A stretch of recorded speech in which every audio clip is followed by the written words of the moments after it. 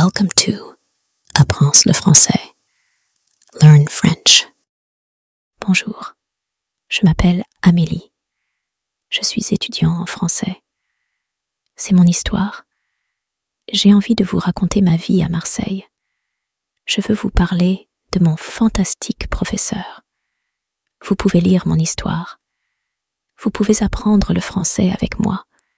C'est une belle journée d'été. Je voyage en train. 2 femmes sont dans le train avec moi. Les femmes sont assises en face de moi.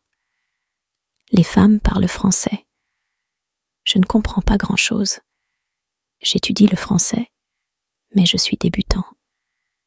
Je ne connais pas beaucoup de mots. Je commence à parler aux femmes. Je dis quelques mots dans mon français de base. Les femmes comprennent ce que je veux dire. Je suis content. Je dis que je veux apprendre le français. Ces femmes me disent qu'elles viennent de France. Ils rentrent d'une conférence. Notre conversation dure 10 minutes. La prochaine station est ma station.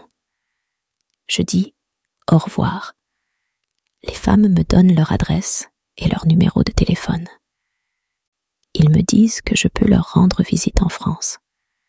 Ensuite, nous disons au revoir. Après cette rencontre, je travaille chaque jour ma France. Je traduis des textes et je regarde des films en français. En 6 mois, mon français est bien meilleur. C'est bien, mais je veux en savoir plus. Je vais à Marseille. Je veux étudier le français à Marseille. Quand je suis à Marseille, je vais dans une école. Mon premier cours est lundi. Je rencontre mon professeur et les autres élèves de la classe. Mon professeur est une jeune femme. Elle est très gentille. Nous disons nos noms. Nous disons d'où nous venons. Puis, la leçon commence. Notre professeur a une question à nous poser. Elle veut savoir comment nous étudions le français. Notre professeur dit qu'elle peut nous enseigner une méthode très efficace pour apprendre le français. Cette méthode est très simple. Notre professeur nous dit que nous n'avons pas besoin d'étudier, que nous n'avons pas besoin de lire des manuels, mais que nous devons beaucoup utiliser le français. C'est très bien pour moi. Je n'aime pas étudier et je n'aime pas les manuels. Ensuite, nous parlons de ce qui est important lorsque nous apprenons une nouvelle langue. Notre professeur nous dit « Nous avons besoin de langues pour communiquer. Les langues nous aident à exprimer des idées et à les comprendre. Ainsi, lorsque vous apprenez une nouvelle langue, la meilleure méthode consiste à l'utiliser pour communiquer. Et c'est ce que nous ferons dans notre cours. Nous parlerons beaucoup. De nombreux étudiants essaient de mémoriser de nouveaux mots. Ils étudient également les règles de grammaire. Et ces étudiants n'utilisent pas le français pour parler. Ils étudient la langue, mais ne l'utilisent pas. Bien sûr, vous devez apprendre de nouveaux mots et une nouvelle grammaire. Mais vous n'êtes pas obligé de les étudier. Dans ce cours, je veux vous montrer une méthode très simple et efficace pour apprendre les mots et la grammaire. J'aime ce que dit notre professeur. Notre leçon continue. Nous parlons de nos passe-temps et de ce que nous faisons pendant notre temps libre. Nous parlons à 2 ou avec notre professeur. Nous parlons toute la leçon. J'aime ça. Je suis vraiment content. Ce système d'apprentissage est très bon pour moi. Lorsque vous souhaitez apprendre le français, utilisez le français pour communiquer. Je retourne à l'école mardi. Un élève pose une question très intéressante. Elle demande « Quelle est la meilleure méthode pour apprendre de nouveaux mots ?» Notre professeur dit « Il y a beaucoup de choses que vous pouvez faire si vous voulez apprendre de nouveaux mots. Pour moi, la lecture est ce qu'il y a de mieux. Si vous lisez, vous apprenez plus vite que les gens qui ne lisent pas. Il est bon de lire 30 minutes chaque jour. Je veux vous montrer ce que vous pouvez faire si vous voulez tirer le meilleur parti de la lecture. Il est très important que le livre ou le texte que vous lisez vous intéresse. Le livre peut être une belle histoire. Le texte peut contenir des informations intéressantes pour votre travail ou votre passe-temps. Ne lisez pas un texte qui ne vous intéresse pas. Il est bon de lire un texte dont on connaît beaucoup de mots. Bien sûr, parfois, vous pouvez voir des mots que vous ne connaissez pas. Lorsque vous voyez un mot que vous ne connaissez pas, prenez un dictionnaire et regardez le mot dans le dictionnaire. Continuez ensuite à lire. Vous n'êtes pas obligé d'écrire le mot sur un morceau de papier. Vous n'êtes pas obligé d'essayer de vous souvenir du mot. Lorsque vous traduisez le mot, continuez à lire. Concentrez-vous uniquement sur la compréhension du texte. C'est important. Lorsque vous voyez un autre nouveau mot, traduisez-le. La méthode est très simple. Vous lisez seulement et vous traduisez des mots nouveaux. C'est tout. La lecture est également une bonne chose, car lorsque vous lisez, vous apprenez comment chaque mot est connecté aux autres mots de la phrase. Vous voyez comment relier correctement les mots. Cette méthode d'apprentissage de nouveaux mots est très efficace. Essayez-le et vous verrez à quelle vitesse vous pouvez apprendre de nouveaux mots. Ensuite, nous continuons la leçon. Nous parlons de la situation en France. Nous parlons des meilleurs emplois pour les étudiants. C'est bien parce que je veux avoir un travail. Je veux faire quelque chose après mes études. Je demande aux autres étudiants s'ils savent où je peux trouver un emploi. On me dit que je peux aller dans une agence pour l'emploi. L'agence pour l'emploi propose de nombreux emplois pour les étudiants. C'est bon pour moi. Je suis heureux de savoir où je peux trouver un emploi. Quand ma journée d'école est terminée, je vais à Pôle emploi. Je ne sais pas quels travaux je peux faire. Je demande donc à la dame de Pôle emploi quel est le meilleur job pour un étudiant. La dame me dit qu'ils ont de bons emplois pour les étudiants. Elle me dit que je peux être femme de ménage ou serveur dans un café.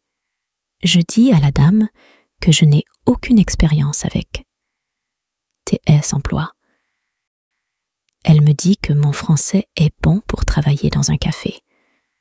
La formation n'est pas difficile et je peux utiliser le français lorsque je parle aux clients. La dame me dit que je peux commencer mon travail jeudi. Tout va bien pour moi. Je suis heureux d'avoir un travail où je peux utiliser le français. Lorsque vous souhaitez apprendre efficacement de nouveaux mots, lisez 30 minutes chaque jour. Mercredi, je retourne à l'école. Il y a un élève dans la classe qui est plus silencieux que les autres élèves. Il vient de Corée du Sud. Quand notre professeur nous demande si nous avons des questions à lui poser, cet étudiant coréen dit qu'il a une question. Il dit qu'il a un gros problème de prononciation. Il sait que sa prononciation n'est pas très bonne, mais il ne sait pas comment l'améliorer. Il ne parle pas beaucoup parce qu'il n'aime pas sa prononciation. Il dit lire et regarder beaucoup de films en français. Il comprend très bien, mais il veut aussi bien parler. Il demande s'il peut faire quelque chose avec sa prononciation. Lorsque mon professeur entend cela, elle dit « D'accord, je peux vous dire quelque chose sur la prononciation et comment la pratiquer. Je veux aussi vous apprendre une technique qui peut vous aider avec la prononciation. Tout d'abord, nous devons examiner pourquoi les élèves ont des problèmes de prononciation. Quand nous parlons, nous devons bouger la bouche. Nous devons utiliser les muscles de notre bouche. Le problème, c'est que quand on parle français, on utilise parfois ses muscles comme dans sa langue maternelle. Ensuite, votre prononciation française est la même que celle de votre langue maternelle. Cela arrive à de nombreux étudiants qui apprennent le français. Presque tous les étudiants ont une prononciation légèrement différente de celle des locuteurs natifs. Ce n'est pas un gros problème, car généralement les gens comprennent ce que vous voulez dire. Vous êtes étudiant et il est logique que votre prononciation ne soit pas parfaite quand tu étudies le français. Mais vous pouvez travailler votre prononciation et l'améliorer. Il existe une excellente technique qui peut vous aider beaucoup. Le nom de cette technique est l'ombrage. La technique est très simple. Lorsque vous effectuez du ombrage, vous copiez simplement le son que vous entendez. Lorsque les enfants apprennent leur langue maternelle, ils copient également ce qu'ils entendent. Ils copient encore et encore après leurs parents, et après un certain temps, leur prononciation est parfaite. Vous pouvez apprendre la prononciation française de la même manière. Vous pouvez faire une vidéo qui n'est pas très rapide et que vous comprenez très bien. Vous écoutez et vous copiez ce que vous entendez lorsque vous l'entendez. C'est tout. Ensuite, notre professeure va sur youtube.com et elle trouve une bonne vidéo où la technique d'ombrage est bien démontrée. Nous regardons la vidéo. Ensuite, nous essayons tous de faire de l'observation pendant environ 3 minutes. Ensuite, notre professeur nous dit « L'ombrage est également une bonne chose lorsque vous préparez une présentation et que vous souhaitez avoir une bonne prononciation. Avant la présentation, vous pouvez vous rendre dans un endroit où vous êtes seul et observer pendant environ 10 minutes. Vous verrez à quel point cela vous aidera à avoir une meilleure prononciation lors de la présentation. C'est très intéressant pour moi. Je n'ai jamais entendu parler de cette technique auparavant. Une fois le cours terminé, je me rends à la réception de l'école. Je demande à la dame s'il y a des activités sportives à l'école. J'aimerais faire du sport en France. La dame à la réception dit « Oui, nous avons une équipe de tennis de table et une équipe de football. L'équipe de football s'entraîne aujourd'hui à 17h. Je suis très heureux car le sport est très important dans ma vie. Je vais à l'entraînement de l'équipe de football. Je rencontre beaucoup de joueurs de différents pays. Les joueurs viennent du Brésil, du Japon, de Russie, d'Espagne, d'Argentine et d'Italie. J'aime la formation. Je suis très heureux que mon séjour en France commence bien. J'ai un excellent professeur. J'ai aussi de nouveaux amis de mon équipe de football. De plus, demain, je commence mon travail. Lorsque vous souhaitez avoir une bonne prononciation, répétez après les locuteurs natifs. Jeudi, je retourne à l'école. Nous avons un nouvel élève dans notre classe. Son nom est Monica et elle vient d'Italie. Au début du cours, mon professeur pose quelques questions à Monica. Mon professeur connaît Monica parce que Monica a visité sa classe il y a 1 an. C'était un cours pour débutants et il ne durait que 2 semaines pendant les vacances d'été. Quand Monica parle, son français est magnifique. Sa prononciation est très bonne et elle parle très couramment. Mon professeur est très contente et elle dit à Monica « Ton école en Italie doit être très bonne. » Monica dit « Je ne vais dans aucune école. J'apprends le français à la maison. J'utilise vos techniques. je fais beaucoup de lectures, d'observations et de réflexions à voix haute. J'essaie de penser plus en français qu'en italien. C'est ainsi que je travaille mon français.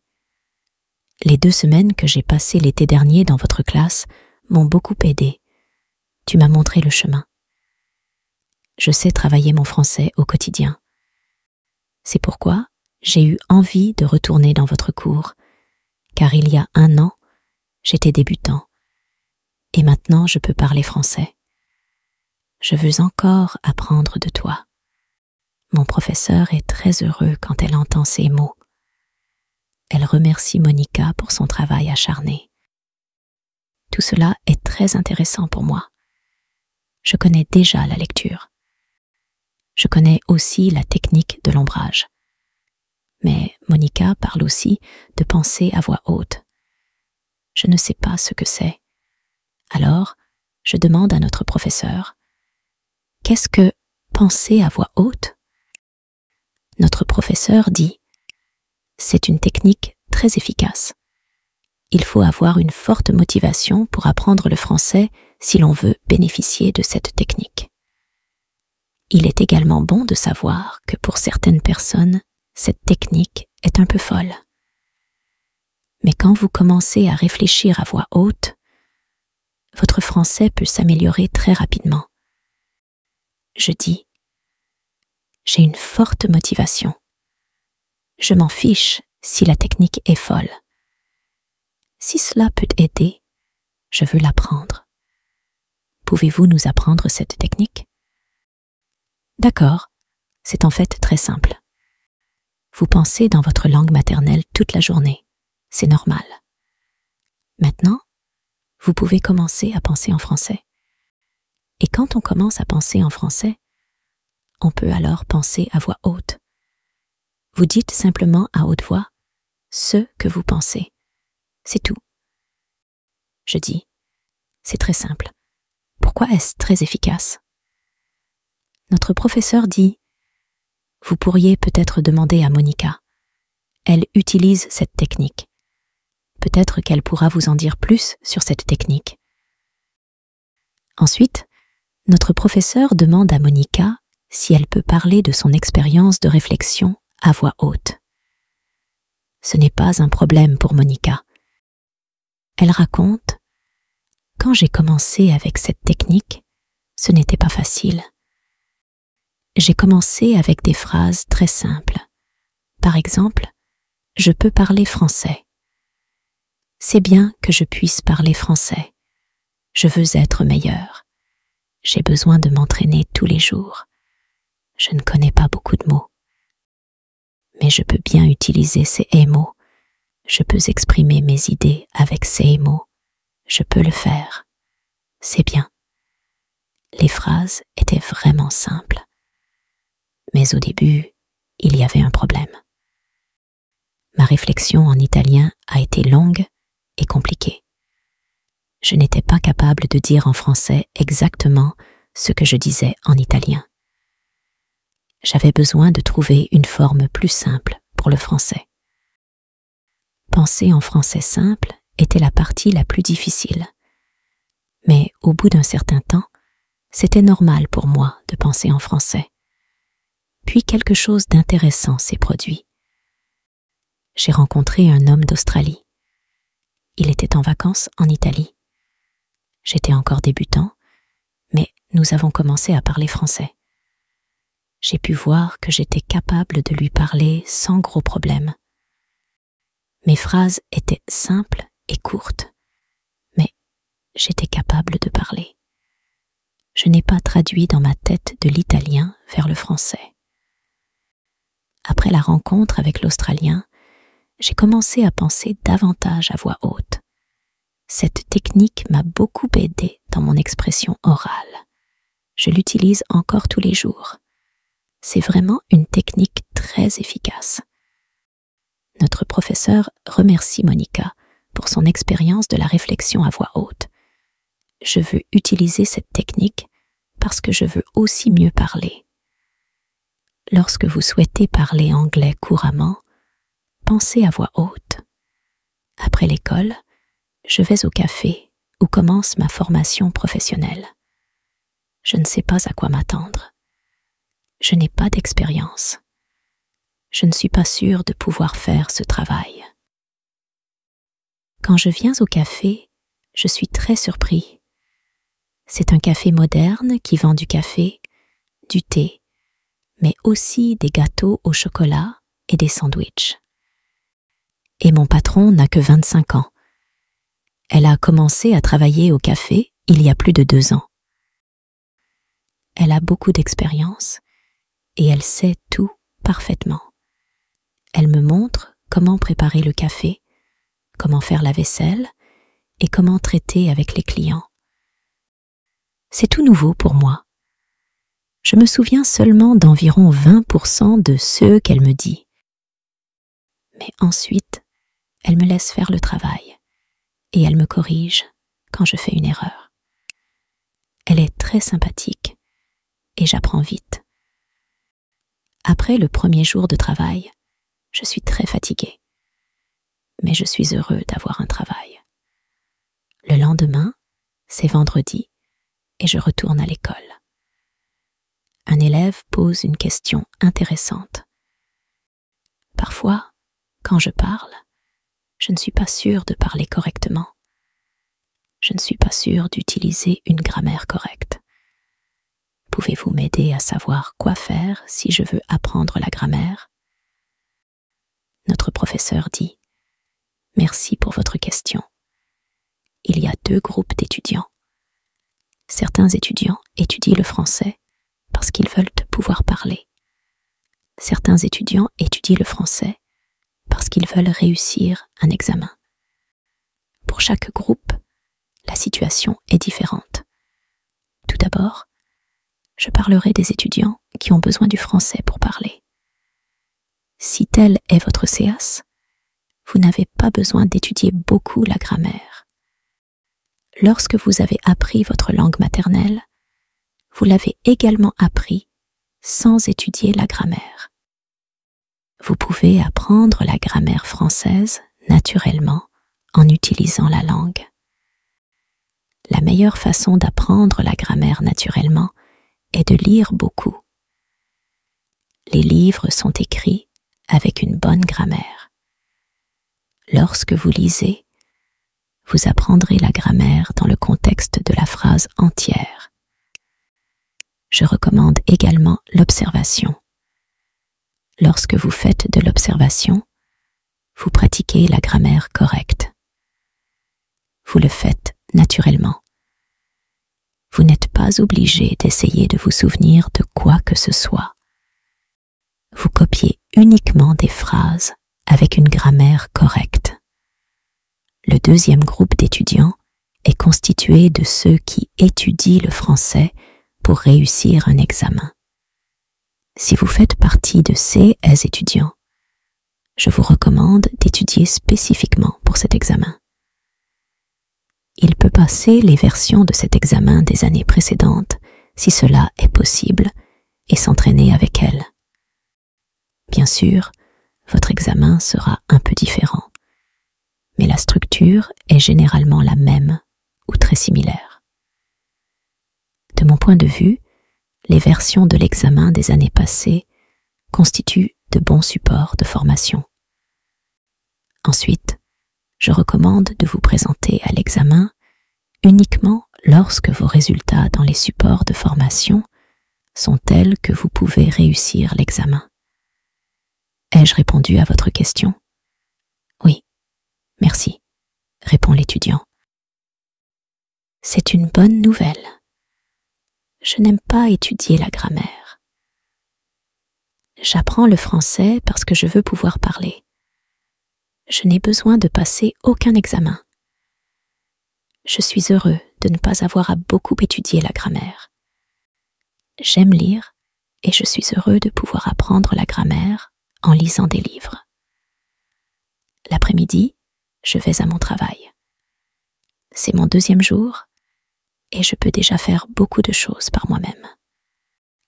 Mais mon patron m'aide quand j'en ai besoin. Je vois que mon travail n'est pas très difficile. De plus, je peux pratiquer le français lorsque je parle à nos clients. Quand vous voulez avoir une bonne grammaire, lisez beaucoup.